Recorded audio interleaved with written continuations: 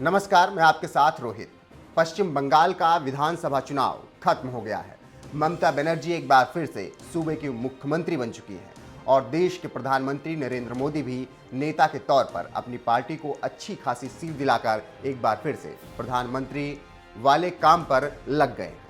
लेकिन इसके बावजूद बंगाल में मोदी मोदी गूंज रहा है, क्योंकि यहाँ ममता बनर्जी अपनी कुर्सी बचाने के लिए उपचुनाव लड़ रही हैं और इस लड़ाई में उनके सामने मोदी भले ही ना हो, लेकिन मोदी के नाम के बिना ममता की रैलियां पूरी नहीं हो पा रही हैं। लोग मोदी को कोसते हैं कि वो विधानसभा चुनाव में प्रचार करने क्यों जाते हैं, लेकिन ममता बनर्जी जैसी क्षेत्रीय पार्टियों के नेताओं से सवाल नहीं पूछते हैं कि राज्य के उपचुनाव में वो मोदी का नाम क्यों ले रहे हैं।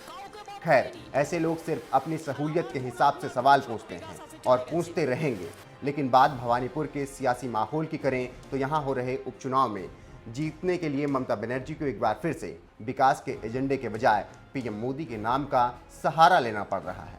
ये सब कुछ हुआ कोलकाता की एक जनसभा में, जहां सीएम ममता बनर्जी ने इटली से आए न्योते का मुद्दा उठाते हुए देश के प्रधानमंत्री नरेंद्र मोदी पर आरोप लगा दिया कि वो मुझसे जलते हैं, इसीलिए मुझे रोम नहीं जाने दिया। कोलकाता रैली में सीएम ममता बनर्जी ने कहा, रोम में विश्व शांति पर एक सभा थी जहां मुझे आमंत्रित किया गया था। जर्मन चांसलर पोप फ्रांसिस को भी भाग लेना था। इटली ने मुझे शामिल होने की विशेष अनुमति दी थी, फिर भी केंद्र ने मंजूरी से इनकार करते हुए कहा कि यह सीएम के लिए सही नहीं है। इसी जनसभा में मोदी पर बरसते हुए ममता ने आगे कहा, तुम मुझे नहीं रोक पाओगे, मैं वैसे ही विदेश जाने की इच्छुक नहीं हूं, लेकिन ये देश के सम्मान की बात है। आप हिंदुओं की बात करते हो, मैं भी एक हिंदू महिला हूं। आपने मुझे इटली जाने की इजाज़त क्यों नहीं दी? आप पूरी तरह से मुझसे जलते हो। बीजेपी को तालिबानी बताते हुए इसके आगे सीएम ममता बनर्जी ने कहा, हमें अपनी आज़ादी की रक्षा करना है। तालिबानी बीजेपी भारत को नहीं चला सकती है। टीएमसी अकेले ही बीजेपी को हराने के लिए काफ़ी है। खेल भवानीपुर से शुरू होगा और पूरे देश में हमारी जीत के साथ खत्म होगा।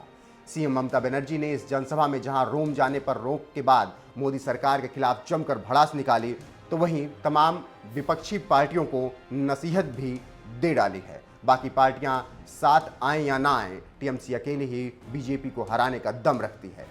इतना ही नहीं, इस कोलकाता रैली से ममता ने यह भी ऐलान कर दिया है कि भवानीपुर उपचुनाव में खेला होगा और ये खेला लोकसभा चुनाव में जीत के साथ खत्म होगा।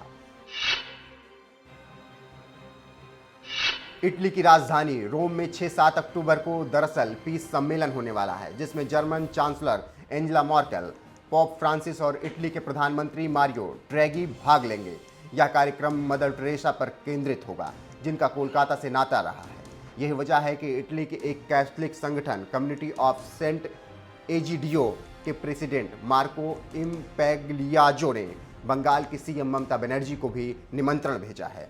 लेकिन इस बुलावे से इतर इटली सरकार ने सीएम ममता बनर्जी से कहा है कि वो किसी प्रतिनिधि मंडल के साथ न आए, जिसके बाद सीएम ममता बनर्जी ने उद्योग प्रतिनिधि मंडल की मंजूरी का प्रस्ताव दिया और इसके लिए विदेश मंत्रालय से अनुरोध किया, लेकिन सरकार की ओर से मंजूरी नहीं दी गई है। विदेश मंत्रालय के मुताबिक पॉलिटिकल एंगल से मंजूरी अस्वीकार की गई है। साथ ही कहा गया है कि यह किसी राज्य के मुख्यमंत्री की भागीदारी स्थिति के अनुरूप नहीं है।